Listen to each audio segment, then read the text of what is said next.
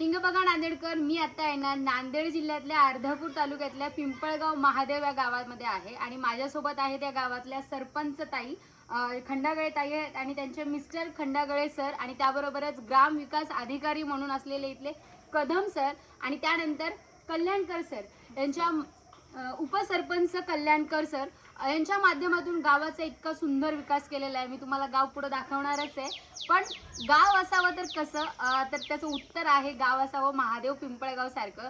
आणि सगळ्यात महत्त्वाचं म्हणजे या गावात आल्यानंतर पहिल्यांदा माझ्या मनात आलं ते मी सरांना बोलले की मुली खेड्यात लग्न करून जात नाही असं म्हणतात, पण जर खेडेगाव असं असेल तर प्रत्येक मुलीला लग्न करून इथे यायला आवडेल असं हे गाव आहे। इथं म्हणजे मंगल कार्यालय आहे, शहरात जाऊन लग्न झाल्यानंतर फोटोशूटचं वगैरे टेन्शन नाही, इथं गार्डन वगैरे आहे आणि प्रत्येका झाडाभोवती वट्टा केलेला आहे। इव्हन म्हणजे पहिलवान असेल त्यांच्यासाठी सोय केलेली आहे। इथं डिलेवरी सुद्धा होऊ शकते। गावाचा रस्ता खराब आहे, हे ते जे मोठे मोठे प्रश्न असतात ना, इथलं गाव इतकं सुंदर आहे, मी ते तुम्हाला दाखवणार आहे। सर, तुमच्या गावाबद्दल एखादं वाक्य तुम्ही अधिकारी म्हणून। आमचं गाव एक जसं की नाही महात्मा गांधीजीची होती खेड्याकडे चला, त्याप्रमाणे संत गाडगे बाबा आणि महात्मा गांधीजीचं वाक्य होतं की बाबा खेड्याकडे चला, त्याप्रमाणे आमचं गाव असं आम्ही सुंदर केलेलं आहे की आमच्या गावातले माणसं सिटीला जायला नाही पाहिजे, आमच्या गावातल्या राहायला पाहिजे आणि इथं पूर्ण ज्या सिटीमध्ये सुविधा भेटतात त्या आमच्या गावामध्ये भेटल्या पाहिजे आणि गावामध्ये एंट्रीलाच आल्यानंतर गावात प्रत्येका गलीला एक नाव दिलेलं आहे। म्हणजे जसं की शहरात गेल्यानंतर आपण नांदेडला उदाहरणात आलो, आनंदनगर भाग्यनगर हे जे शोधतो त्या पद्धतीने इथं छत्रपती शिवाजीनगर, राजमाता जिजाऊनगर अशा पद्धतीने नावं दिलेले आहेत। आणि सगळ्यात महत्त्वाचं म्हणजे माहिती आहे, महिलांनी महिलांचं दुःख त्यांच्या माहेरी जाऊन व्यक्त न करता त्यांच्या सासरी सुद्धा व्यक्त करू शकतात। यासाठी इथं माहेर घर आहे, जिथं बचत गट आहे आणि इथे कोट्यावधीचा बिझनेस जे की बचत गटाच्या माध्यमातून गणपती मूर्त्या बनवल्या जातात। म्हणजे नांदेड जिल्ह्यामध्ये नांदेडला जे भाग्यनगर वगैरे इकडे गणपतीची दुकानं बसतात ना, ती सहसा बहुतांश या गावातूनच येतात। असं हे सुंदर आणि इतकं छान असलेलं गाव ज्या गावामध्ये मी उभी आहे तिथल्या सरपंच ताई आहेत। ताई, तुमच्या गावाबद्दल एक वाक्य। माझं गाव सुंदर वाटते मला आणि मला या गावाचा म्हणजे मी सरपंच आहे या गोष्टीचा खूप खूप अभिमान वाटतो।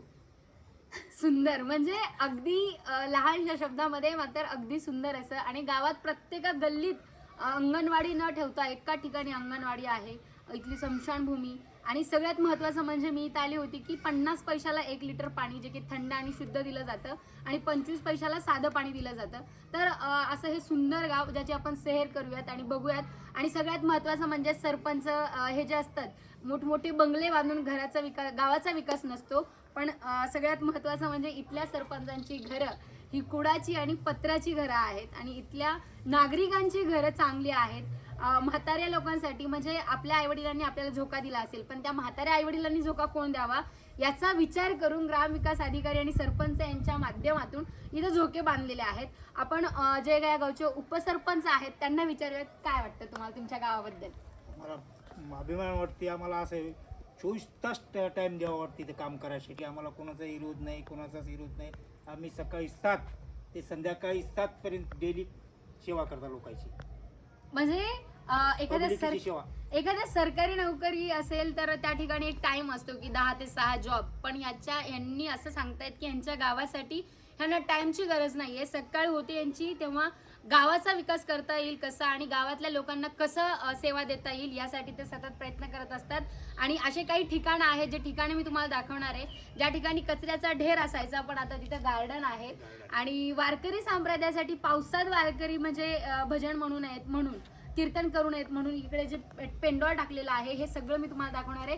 शेवटपर्यंत राहा, या गावाचा नेमका काय काय विकास झालाय आणि असं स्वप्नातलं सुंदर जे की ड्रीम गाव असतं ना, ते गाव कसं असावं आणि भविष्यात कदाचित कोणी राजकारणात जाण्याचा विचार करत असेल तर त्या गावाचा विकास करण्यासाठी या गावात येऊन तुमच्याकडून नक्कीच प्रशिक्षण घेतलं जावं असं हे गाव आहे।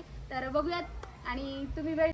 हे आहे पिंपळगाव महादेव या गावाची मी इतकी जास्त तारीफ का करते ते तुम्हाला पुढं कळणार आहे. आता आम्ही निघालो होतो ते म्हणजे नांदेडवरून पिंपळगाव महादेवला, अर्धापूर तालुक्यातलं सुंदर आणि सगळ्यात श्रीमंत गाव, मनानं पैशानं सगळ्याच बाबतीत मला तरी वाटलं. जात असताना समाज कल्याण दिसलं. समाज कल्याण म्हणल्यानंतर प्रत्येकात दलित किंवा पीडित मुलामुलींचं आयुष्य घडवणारं आणि कल्याण करणारं म्हणजे समाज कल्याण. आणि मग गावाकडे जात असताना पिंपळगाव महादेवगावच्या रस्त्याचं काम चालू होतं. ह्या रस्त्याच्या बाजूला जे झाडं बघताय त्याबरोबरच ह्या रस्त्याचं काम जे बघताय ना ते प्रगतीपथावरती आहे. आणि गावाचा विकास इतका सुंदर झालेला आहे ना, इतका सुंदर झालेला आहे. प्रत्येका गावामध्ये जी गल्ली आहे त्या गल्लीला नावं दिलेली आहेत. आणि नावं दिल्यानंतर माहिती आहे सगळ्यात मेन पॉईंट म्हणजे शाळेकडला परिसर इतका सुंदर आहे. CCTV, फिल्टर पाणी, 5-5 अंगणवाड्या, इतकं सुंदर परिसर होता ना. हा परिसर पाहिल्यानंतर मला वाटलं गाव असावं तर असं. आणि सगळ्यात महत्त्वाचं म्हणजे जर समजा उदाहरणार्थ या गावात जर खेडेगावातल्या जर सोयरिकी आल्या ना तर मुली अशा गावात जायला सहज हो म्हणतील असं गाव. आणि इथल्या सरपंचाचा कामाचा जो वेळ आहे ना ते काही ठरलेलं नाही. सकाळी 7 ते संध्याकाळी 10 पर्यंत ते तिथंच असतात. आणि ही आहे पिंपळगाव महादेवची ग्रामपंचायत. आणि इथं माहिती आहे 5 रुपयाला पाणी म्हणजे 2016 पासून सुरू झालेलं आहे. आणि हे पूर्ण CCTV अंडरमध्ये आहे. इतकं सुंदर आहे ना, छत्रपती शिवाजी महाराजांचं चित्र काढलेलं, त्यानंतर इमारत वगैरे सगळं काही.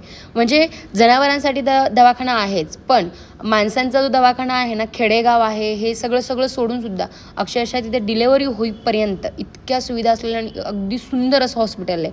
आणि जे पैलवान आहेत त्या पैलवानांसाठी इथं आखाडासुद्धा आहे बरं का. एवढंच नाही तर ह्या गावामध्ये इतक्या जास्त उन्हाळ्यात गेल्यानंतर सुद्धा थंडगार वाटत होतं. आणि हे जी नाली दिसते ना, ह्या नालीवरती झाडं लावलेली आहेत. अंडरग्राऊंड नाली आहे आणि वर झाडं. शाळेची भिंत आहे, बाजूला मंगल कार्यालय आहे. आणि या गावात जे मंगल कार्यालय आहे त्या मंगल कार्यालयाला फक्त 11,000 रुपये फीस आहे. ते पण क्लिनिंगची, जेवणाची वगैरे हे सगळ्या बाजू पकडल्या तर. आणि गावातल्या 2 कोटीची रक्कम आहे, गावातल्या सगळ्या लोकांनी मिळून बनवलेली आहे. आणि तिथं मंगल कार्यालय उभं केलेलं आहे. आणि हे आहे श्री संत आनंदबाबा उद्यान पिंपळगावचं. म्हणजे लहानपणी लेकराला आई वगैरे झोका वगैरे खेळू देतात किंवा खेळवतात, शिकवतात, पण म्हातारपणात पण काहीतरी त्यांना आपण दिलं पाहिजे म्हणून गावकऱ्यांनी पहिली अशी स्थिती होती आणि आत्ता तशी आहे. तिथे सुंदर असं गार्डन. आणि जे 2 कोटी जमा करून हे मंगल कार्यालय बांधले ते हे मंगल कार्यालय जिथे 2,000 पब्लिक सहज बसू शकते माझ्या मते तरी. त्यापेक्षाही जास्त बसत असेल. वरती खोल्या आहेत, किचन आहे. आणि किचनमध्ये जी सगळी भांडी आहेत ना ती सगळी भांडी पिंपळगाव महादेव गावकरांचीच आहेत. कारण का काहीच इथं किरायानं घेतलं जात नाही. म्हणजे गाव, आदर्श गाव कसं असतं तर त्याचं एकमेव उदाहरण म्हणजे आपल्या जवळपासचं हे गाव आहे. हे तावा, हे पराती वगैरे हे तर तुम्हाला माहीतच असेल. आणि त्यानंतर माहिती आहे जर समजा आपण एखाद्या गावात लग्न करून गेलो तर आपल्याला माहेरघर म्हणजे आपल्या गावी जावं लागतं. पण इथं असं नाही. इथं महिलांचं दुःख मांडण्यासाठी, चर्चा करण्यासाठी एक माहेरघरसुद्धा आहे, ज्यामध्ये बचत गटाचे कार्यक्रम आणि त्याबरोबरच निवांत बसून गप्पा मारण्याचं ठिकाण म्हणून आपण ओळखू शकतो त्याला. त्यानंतर जिल्हा परिषद शाळेमधल्या इतक्या जास्त योजना आहेत, CCTV, फिल्टर पाणी, थंड पाणी, हे सगळं पाहून इतकं सुंदर वाटलं. आणि हे जे ठिकाण आहे हे आहे शाळेच्या समोरचं. शाळा थोडीशी आउटसाईडला आहे, इथं कचरा टाकायचे, पण आत्ता सध्या तिथं गार्डन आहे. म्हणजे कितीही वाईट परिस्थिती असली ना तरीसुद्धा त्याला अगदी सुंदर करता येतं हे या गावकऱ्यांनी दाखवून दिलेलं आहे. आणि ही आहे शाळेची कमान. त्यामध्ये इतके सुंदर झाडं आहेत.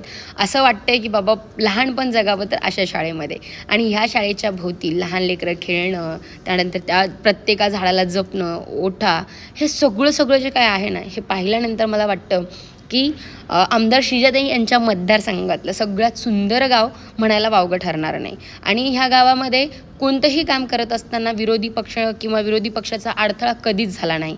आणि ही आहे माजी सैनिक जे की आत्ता नाही आहेत हयात, सरपंचांचे भाऊ आहेत, त्यांचं इथं स्मारक होतं. आणि या गावामध्ये कचरा कुठंच दिसणार नाही, कारण का प्रत्येका ठिकाणी कचराकुंडी ठेवलेली आहे. ओला सुका कचरा वेगवेगळा केला जातो. प्रत्येका दिवशी प्रत्येकाच्या घरी घंटागाडी म्हणजेच कचरा गाडी जाते. हे इतकं सुंदर गाव पाहिल्यानंतर आहे ना काय पाहिजे काय अजून लोकांना. आणि हे जे हॉस्पिटल ज्याची मी आत्ता तारीफ केलेली आयुष्यमान आरोग्य मंदिर, इथे इतकं क्लीन आहे ना. हे हॉस्पिटल बघितल्यानंतर मला वाटलं की नांदेडच्या हॉस्पिटलला मागं पाडेल हे असं. आणि इथं जे हे तुम्हाला गार्डनमध्ये टेंट दिसतोय पत्र्याचा टाकलेला, ते वारकऱ्यांनी पावसात म्हणजे कीर्तन करू नयेत म्हणून. आणि हे गाव ज्या मंदिरासाठी फेमस आहे ते मंदिर म्हणजे श्री क्षेत्र महादेव मंदिर देवस्थान. इथलं महादेव मंदिर इतकं सुंदर आहे. आणि हे हेमाडपंथी बांधकाम होतं, पण त्याला आता नंतर प्लाऊड म्हणजे फरशांनी झाकण्यात आलेलं, कारण का जपण्यासाठी. आम्ही गेलेलो तिथं, दर्शन केलेलं आणि दर्शन करत असताना मी मागलीतलं की मला खुश ठेव फक्त, बाकी दुसरं काय नाही पाहिजे. पैसा आहे ते काही इम्पॉर्टंट नाही, फक्त समाधान असावं लागतं माणसाला, आणि तेच मी मागणी केलं इकडं. आणि मग आम्ही गेलो ह्या गावातल्या दर्शन घेऊन, महादेवाचं दर्शन घेऊन मग आम्ही गेलो स्मशानभूमीकडे. ती स्मशानभूमी कशी होती ते सुद्धा तुम्हाला दाखवते. आणि सगळ्यात महत्त्वाचं म्हणजे या गावामध्ये बचत गटाच्या माध्यमातून माहिती आहे कितीतरी गणपती बनवले जातात, आणि ते गणपती नांदेडमध्ये सगळ्यात जास्त मोठ्या प्रमाणात विकले जातात. आणि मला जे हे महागत जातं दिसलेलं आहे, ह्या जात्यावरती बहुतेक चुन्ना बनवला जायचा, चुन्याचा घाणा म्हणतात ते असेल, मला एवढं माहिती नाही. कुणाकुणाला माहिती त्यांनी कमेंट करा. आणि इथल्या महिला घरात बसून म्हणजे व्यवसाय करतात, आणि तो व्यवसाय म्हणजे गणपतीच्या मूर्त्या बनवणं. म्हणजे ते 12ही महिने गणपतीच्या मूर्त्या बनवतात, आणि गणपती ज्यावेळेस बसतात त्यावेळेस सगळ्यात जास्त ह्याच गावातल्या ॲट्रॅक्टिव्ह आणि मागणी जास्त असलेलं गाव म्हणून ह्या गावाला ओळखलं जातं. आणि त्यानंतर माहिती आहे सगळ्यात महत्त्वाचा मुद्दा अजून एक, की सरपंचांचं घर पत्राचं आहे, पण गावाचा इतका जास्त मोठा विकास झालेला आहे. 5 वर्ष झालं सत्ता आहे, 5 वर्ष झालं सरपंच आहेत, पण घर अगदी साधं सुधं, आणि गावाचा विकास कसा करायचा एवढंच स्वप्न. त्यानंतर हनुमान मंदिर पाहिलं, आणि हनुमान मंदिर पाहिल्यानंतर स्मशानभूमीकडचा प्रवास. स्मशानभूमीमध्ये सुद्धा इतकं आनंदमय वातावरण आहे. त्या मरणाऱ्या माणसाला तर सुख होईलच, पण मातीला गेलेल्या माणसाला सुद्धा बसण्याची व्यवस्था इथल्या गावकऱ्यांनी केलेली आहे. असं हे सुंदर गाव कुणी पाहिलं आहे, आणि या गावाला कुणी भेट दिलेली आहे, किंवा हा व्हिडिओ बघून कोण भेट देणार आहे त्यांनी नक्की आवर्जून कमेंट करा.